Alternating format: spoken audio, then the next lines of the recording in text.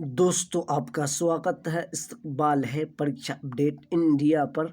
दोस्तों इस वक्त की सबसे बड़ी अपडेट निकल करके आ रही है। बीपीएससी TRE4 वैकेंसी को लेकर छात्रों के पास एक अंतिम मौका है। देखते हैं और जानते हैं क्या है पूरी मामला। छात्रों के पास अंतिम मौका है वरना नोटिफिकेशन पर लग जाएगा ग्रहण।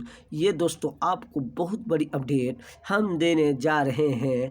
अगर नोटिफिकेशन पर ग्रहण लग जाएगा 27,000 क्या आपका 27 सीट भी नोटिफिकेशन देखने को ही नहीं मिल सकता है।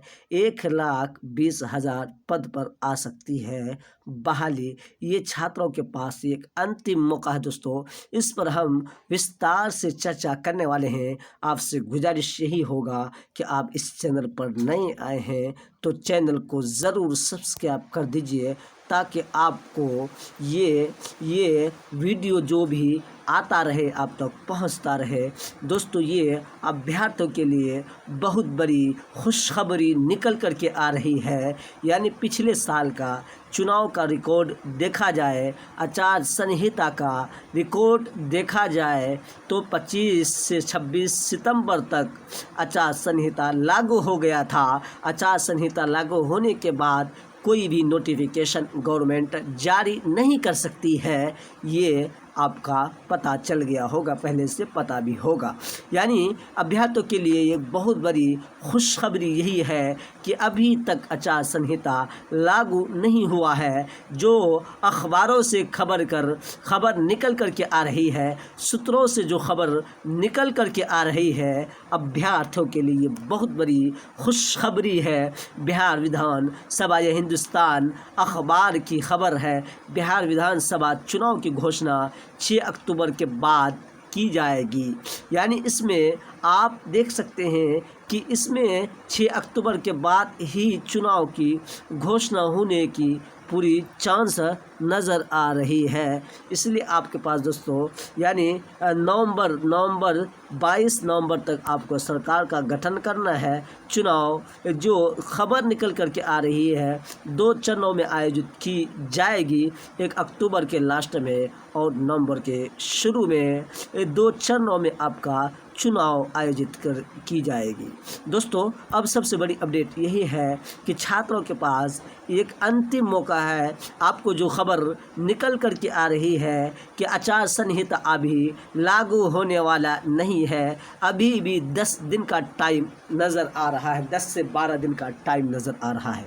इसलिए छात्रों के पास बहुत अधिक समय रहते हुए छात्र अगर अंतिम मौका को अगर नहीं इस्तेमाल करते हैं, यूज़ नहीं करता है तो बहुत बड़े नुकसान में और पड़ जाएगा। छात्रों के पास अंतिम मौका यही है कि नोटिफिकेशन यानी आचार संहिता से पहले लागू हो और 1,20,000 पद पर लागू हो। उसके लिए पूरे ज़ोरों शोर से आवाज़ को अपना बुलंद करते रहे। जिस तरीके से छात्रों का डिमांड है, अलग अलग प्रेस अलग अलग न्यूज़ के माध्यम से अपने आवाज़ को बुलंद करते रहे ताकि आपकी आवाज़ सरकार तक पहुंच जाए। ये अंतिम मौका है छात्रों के पास। अगर आचार संहिता से पहले नोटिफिकेशन जारी नहीं करवा लेता है तो आपका बहाली 2028 से पहले होना